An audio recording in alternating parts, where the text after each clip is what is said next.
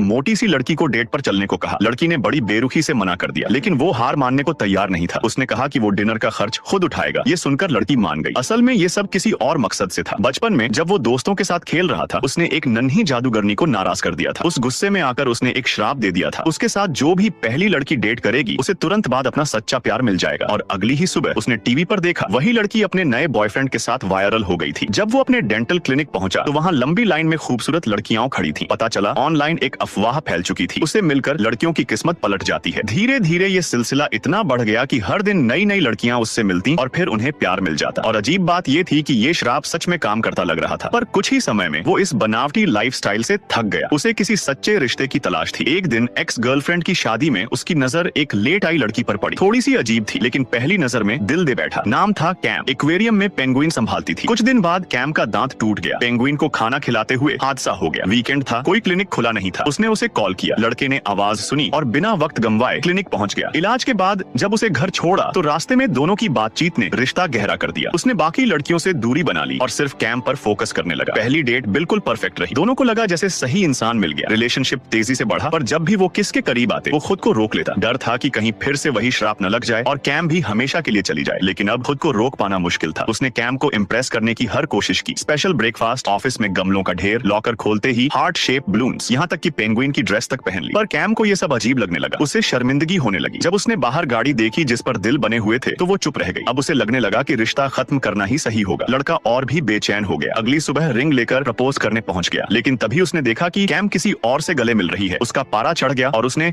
उस लड़के को पीट दिया। बस यही कैम का सब्र जवाब दे गया। उसने साफ साफ रिश्ता खत्म कर दिया। वो बारिश में सड़क किनारे बैठा था, पूरी तरह टूटा हुआ। तभी एक भिखारी की बोतल जमीन पर गिरी। घूमते हुए सामने की दिशा में रुकी। उसने देखा सामने कोई जाना पहचाना चेहरा था, शायद वही बचपन वाली जादूगरनी। उसने कुछ रिश्तों के जरिए उसका पता निकाला। अब वो शादीशुदा थी, एक आम जिंदगी जी रही थी। उसने अपनी कहानी सुनाई तो वो हंसने लगी। बोली, अरे मैंने तो बचपन में गुस्से में कुछ भी बोल दिया था, तू अभी तक उस श्राप को सच मान रहा है। उसी पल उसे समझ आया कि कैम को उसने खुद खोया था, कोई श्राप नहीं था। उसका खुद का बर्ताव ही उसकी सबसे बड़ी गलती थी। अब वो सब ठीक करना चाहता था। कैम के फेवरेट पेंगुइन एक्सपर्ट ब्रायन से संपर्क किया और उसके लिए एक मीटिंग अरेंज करवाई। कैम बहुत खुश हुई। वो मुस्कुराते हुए ब्रायन से मिली और लड़का चुपचाप सब देखकर लौट गया, पूरी तरह टूटा हुआ। कुछ दिन बाद उसके दोस्त ने खबर दी, कैम अब ब्रायन के साथ अंटार्कटिका जा रही है। अब कुछ करना ही पड़ेगा, नहीं तो वो हमेशा के लिए दूर चली जाएगी। वो सीधा एयरपोर्ट भागा। किसी तरह फ्लाइट में कैम तक पहुंचा और सब कुछ दिल से कह डाला। कैम मुस्कुराई और कहा, मैं अकेली नहीं जा रही हूँ, ब्रायन की बीवी भी साथ जा रही है। ये सुनते ही जैसे उसका दिल हल्का हो गया और फिर दोनों फिर से एक हो गए।